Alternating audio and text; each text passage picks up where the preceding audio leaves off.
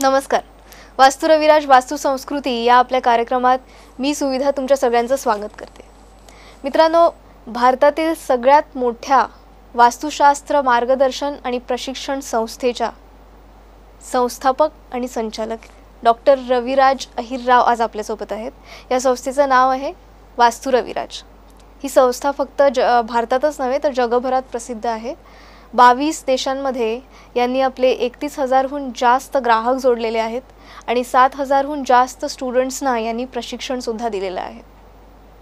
यांचे main centres Thane, Pune, Sydney आणि Singapore येथे आहेत.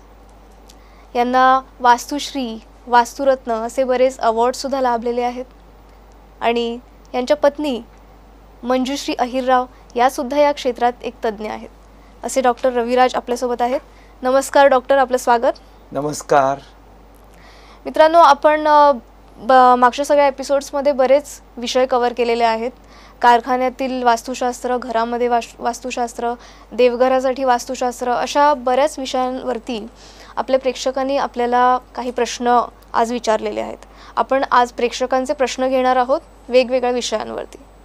तर डॉक्टर, मी तुम्हाला आपला पहिला प्रश्न विचारायच्या आधी आपण एक थोडक्यात सगळ्या विषयांवरती एक हे द्या समरी. आतापर्यंत आपण बेसिकली मी असं म्हणेन की रेसिडेन्शियल, कमर्शियल, इंडस्ट्रियल सर्व प्रकारच्या वास्तूंबद्दल आपण आज गेल्या अनेक जवळजवळ 5 महिन्यांपासून अनेक वेगवेगळ्या एपिसोडमध्ये आपण सगळे विषय हाताळत आहोत. आणि या दरम्यान मी असं म्हणेन की आपल्याला शेकडोने प्रश्न आलेत. अर्थात बरेचसे प्रश्न, शब्दरचना वेगळी होती पण त्यांच्या प्रश्नांचा रोख किंवा अर्थ जवळजवळ म्हणजे एक अर्थ त्याचा समान दुवा आपण पकडला आणि त्यातून आपण काही प्रश्न असे निवडलेत की ज्या प्रश्नांची उत्तरं आपण त्या आपल्या प्रेक्षकांना देणार आहोत. म्हणजे थोडक्यात अनेक प्रश्न त्यांच्या डोक्यात जे निर्माण होतात त्यातल्या काही प्रातिनिधिक प्रश्न आपण आज घेणार आहोत, असाच त्याचा अर्थ होतो निश्चित. तर मी माझा पहिला प्रश्न तुम्हाला विचारते. कारखान्यात कॉम्प्रेसर जर साऊथ वेस्टमध्ये येत असेल तर त्याचे दुष्परिणाम काय असू शकतात? पहिली गोष्ट म्हणजे कसं आहे ना की कॉम्प्रेसर म्हणजे अग्नितत्व, फायर एलिमेंट. वास्तुशास्त्रानुसार फायर एलिमेंट हा साऊथ ईस्ट मध्ये असला पाहिजे. अच्छा. आग्नेय दिशेमध्ये.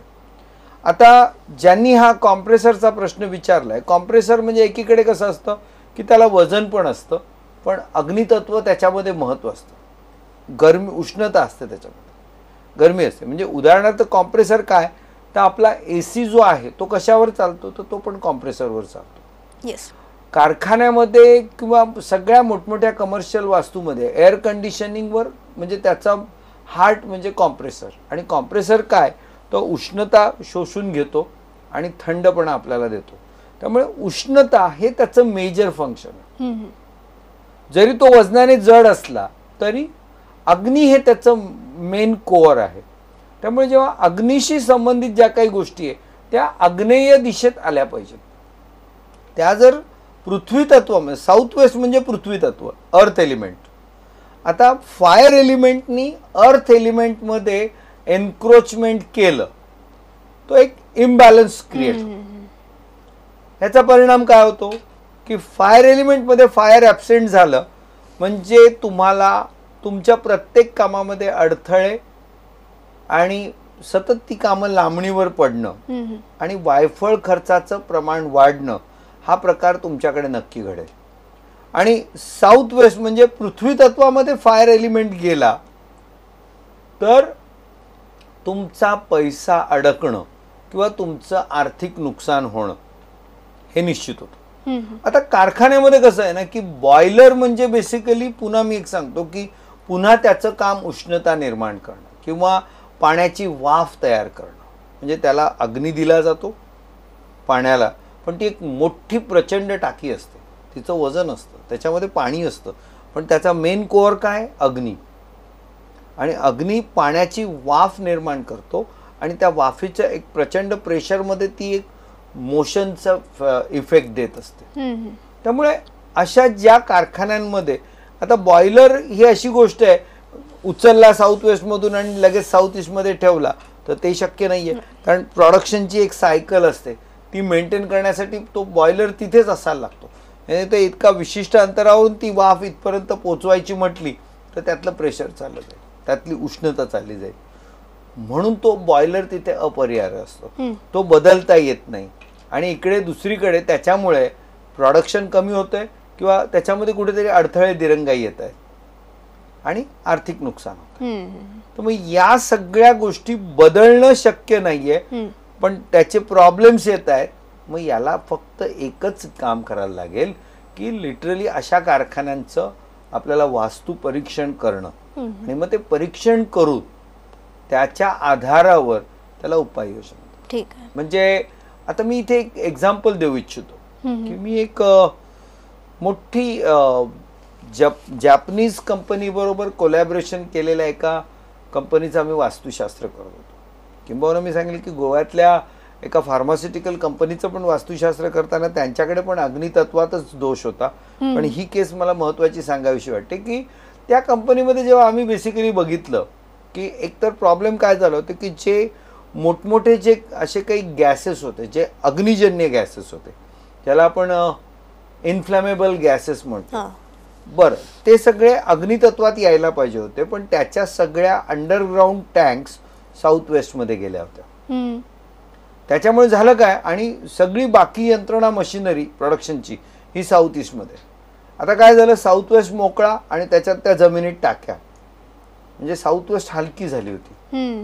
आणि ते सगळे अग्निजन्य पदार्थ वायू स्वरूपातले ते त्या टाक्यांमध्ये जमिनीत. त्यामुळे एक तर एकीकडे साऊथ वेस्ट हलकी प्लस साऊथ वेस्ट मध्ये अग्नी आला. आणि साऊथ ईस्ट ही जनरली साऊथ वेस्ट पेक्षा हलकी असायला लागते, तिथे सगळं प्रोडक्शनचं हेवीनेस आला. तर त्या कारखान्याची परिस्थिती अशी झाली की ज्याचं प्रोडक्शन 120 टन महिन्याला व्हायला पाहिजे तिथे फक्त 12 टन येत होतं. आणि मग त्याच्यामुळे काय झालं की बरं, ती कंपनी अत्यंत अत्याधुनिक मशिनरी, सगळं ऑटोमॅटिक, एक मशीन, माणूस फक्त कॉम्प्युटरवर ऑपरेट करतो. म्हणजे त्यांच्याकडे भरपूर पैसा आहे, चांगली टेक्नॉलॉजी आहे, सगळी मशिनरी व्यवस्थित बसवली आहे आणि जो काही माल तयार होणार आहे ती जपानची कंपनी सगळ्याचा सगळा विकत घेणार आहे. अडचण कुठलीच नाही, पण तरी सुद्धा प्रोडक्शन होत नव्हतं. आज मी तुम्हाला सांगू, साखर कारखान्यांमध्ये बॉयलरला महत्व आहे खूप. आणि माझ्या पाहण्यातल्या 90% साखर कारखान्यांमध्ये बॉयलर चुकीच्या दिशेतच आलेले आहेत. त्यामुळे तिथलं सगळं, किंबहुना अनेक कारखान्यांमध्ये जे उसाच्या चिपाडांपासून जो बगॅस निघतो, म्हणजे ते जाळण्यासाठी वापरलं जातं, म्हणजे शेवटी तो पण अग्निजन्य पदार्थ. किंवा पॉवर जनरेशन सेंटर्स पण त्यांच्याकडे असतात. या सगळ्या गोष्टी अग्नितत्वात यायला पाहिजे, पण बऱ्याच वेळा म्हणजे 90% साखर कारखान्यांमध्ये या सगळ्या गोष्टी साऊथ वेस्टमध्ये जातात आणि मग त्या कारखान्याचं सगळं गणित कोलमडतं. थोडक्यात या सगळ्या गोष्टी बदलता येणार नाही. पण मी तुम्हाला एक सांगतो की आपण तिथे जर योग्य प्रकारे वास्तू परीक्षण केलं, त्यांना उपाय दिले, तर ते निश्चित बाहेर पडतात. असे शेकडो एक्झाम्पल्स आपल्याकडे आहेत. अच्छा, दॅट्स ऑल. पुढचा प्रश्न सर्व्हर रूम बद्दल आहे. साऊथ ईस्ट मध्ये जर सर्व्हर रूम न येता तो नॉर्थ वेस्ट मध्ये येत असेल तर त्याचे दुष्परिणाम काय असू शकतात? आता सर्व्हर रूम म्हणजे आता बेसिकली हा ऑफिसशी संबंधित प्रश्न आहे. कारण आजकाल कसं आहे की इन्फॉर्मेशन टेक्नॉलॉजी किंवा कॉम्प्युटरचा जमाना आहे.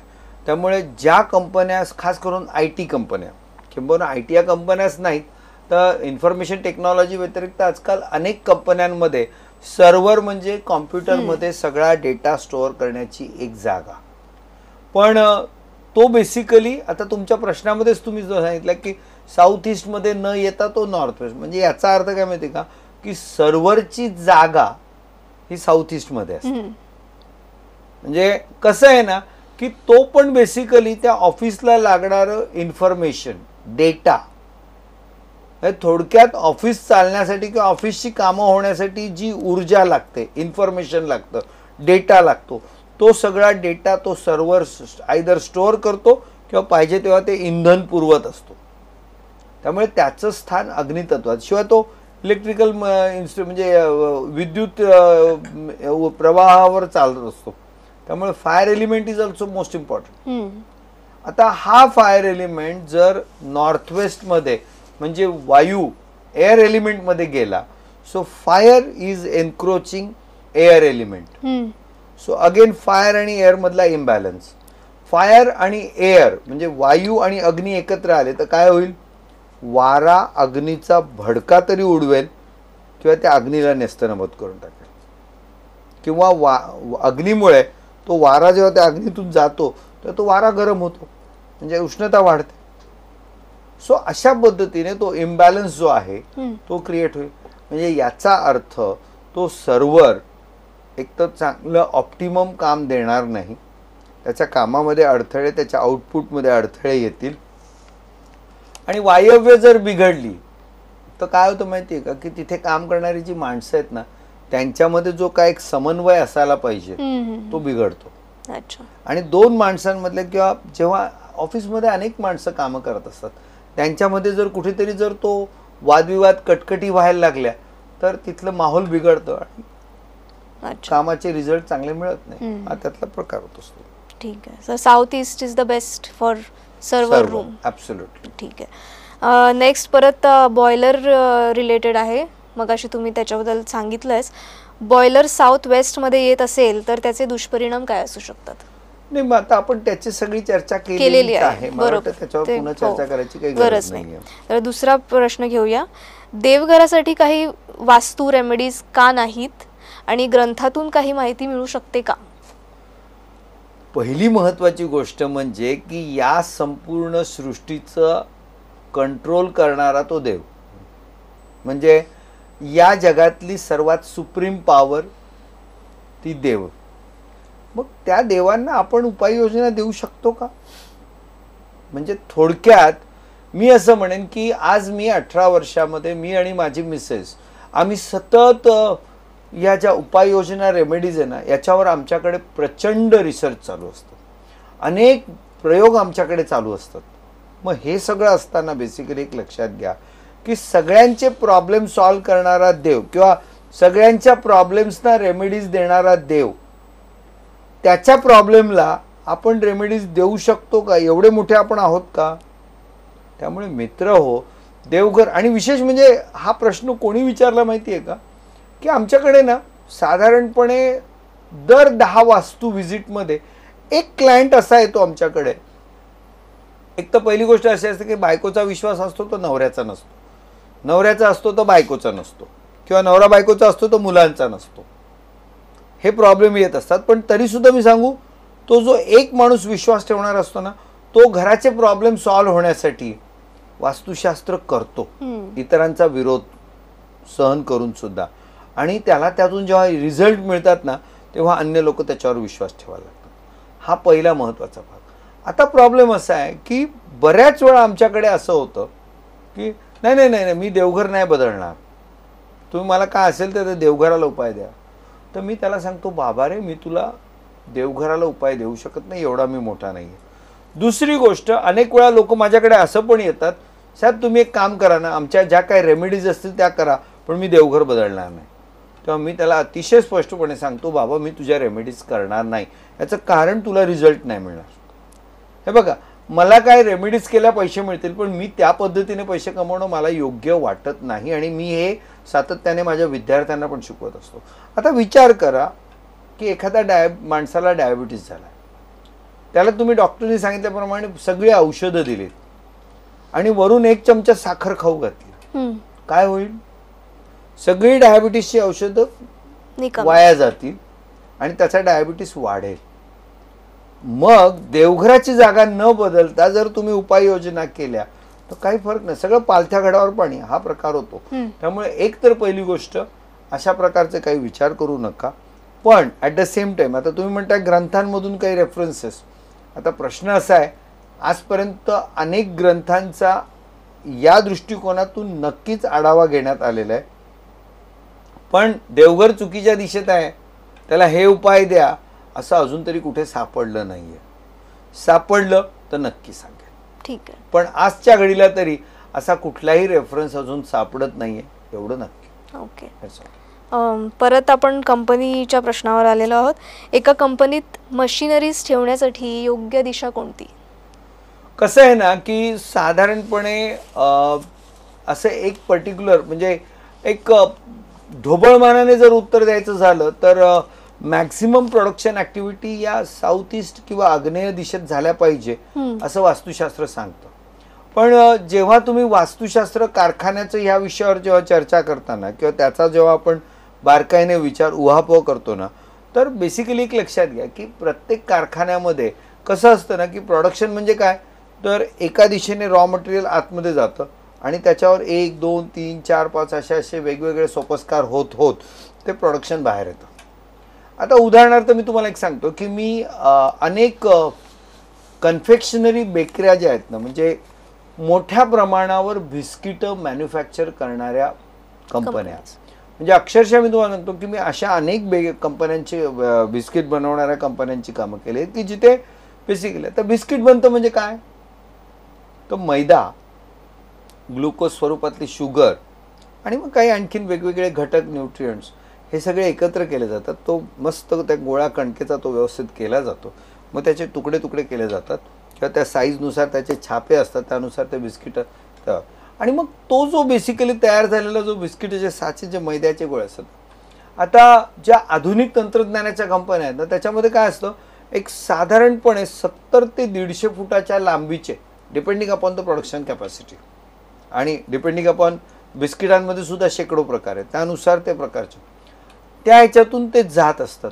म्हणजे अशा एका बेल्टवरून ते बिस्किट जात असतात, तो मैद्याचा गोळा.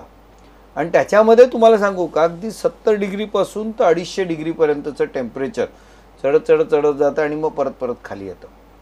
आणि मग तो लांब लचक पट्ट्यावरून मग ते फिरत फिरत फिरत फिरत फिरत ते खाली येतात. म्हणजे गरम असलेलं बिस्किट हळूहळू गार होण्यासाठी. मग आता विचार करा की एखाद्या कारखान्यामध्ये मग तो मैदा, शुगर हे ते टनाने तो सगळा तिथे सामान असतं, 4-4 टन 5-5 टन मटेरियल असतं.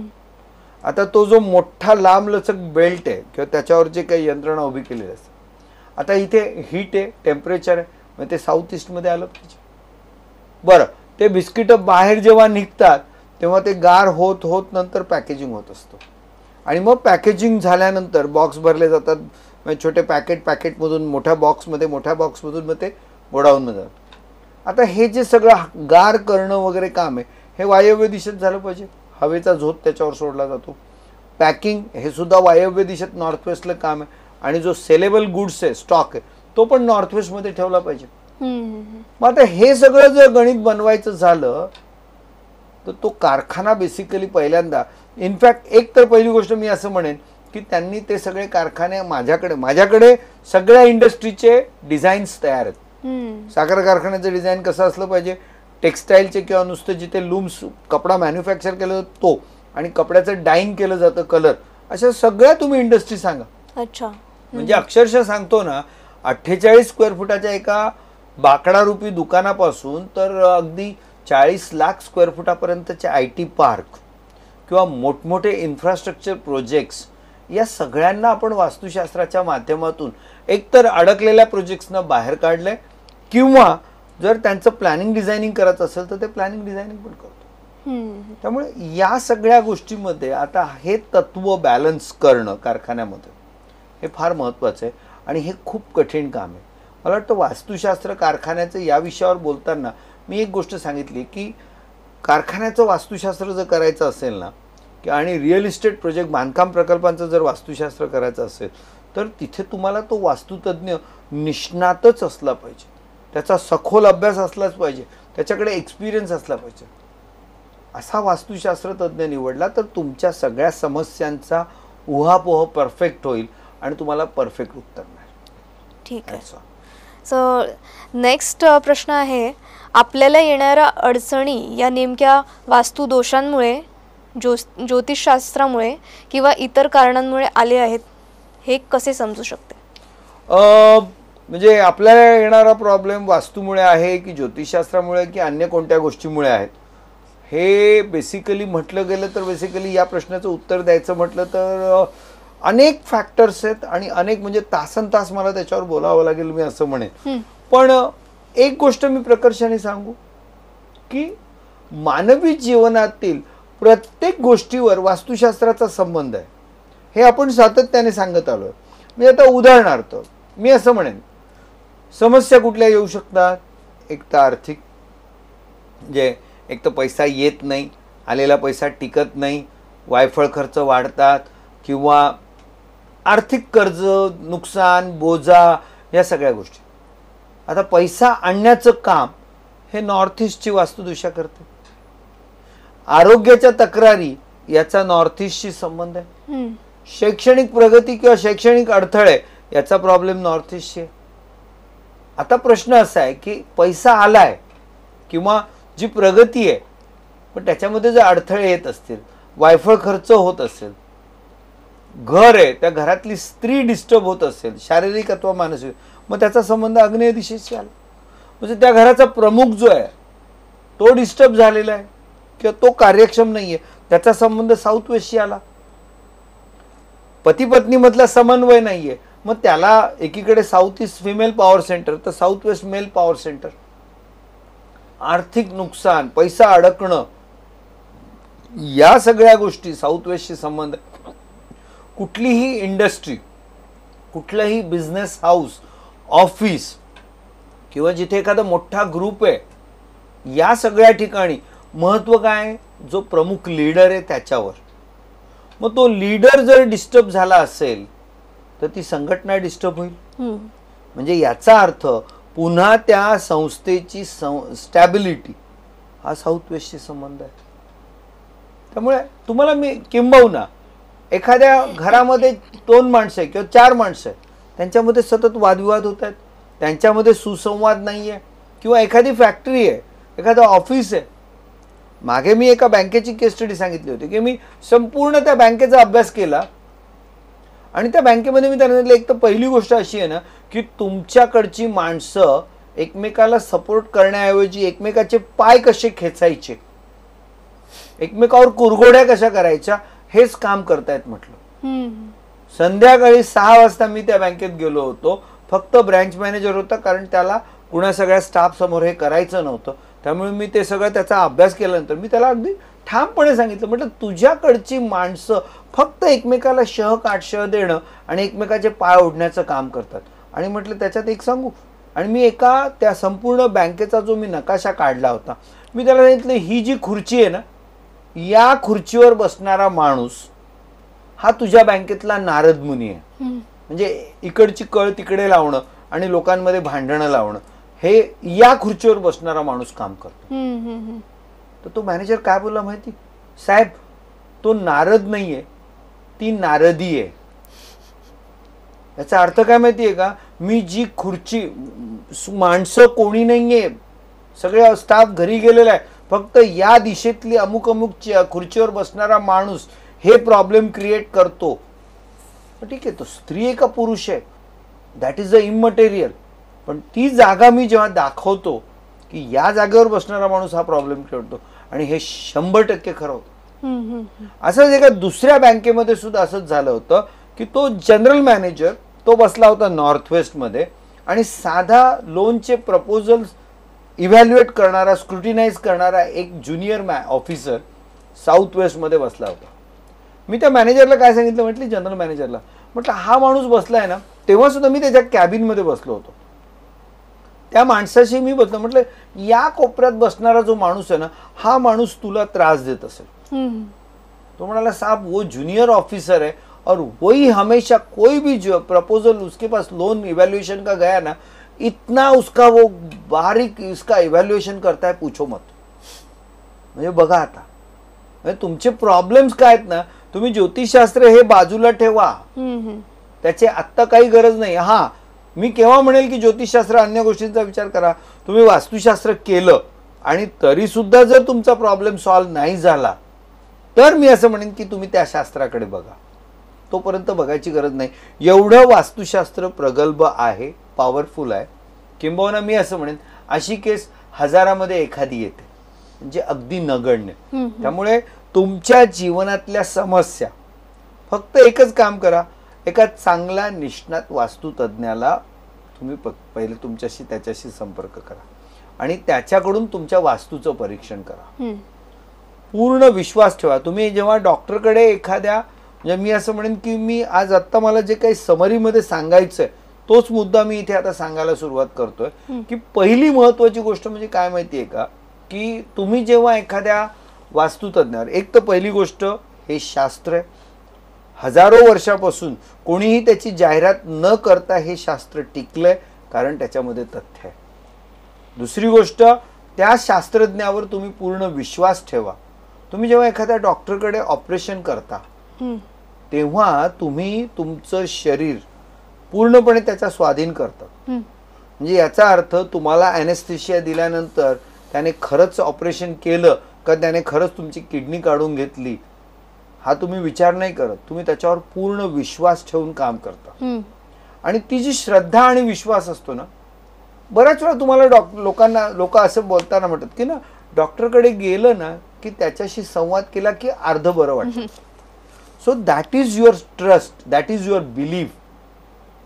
तो बिलीफ तुम्हाला सगळं हे काम करत असतो.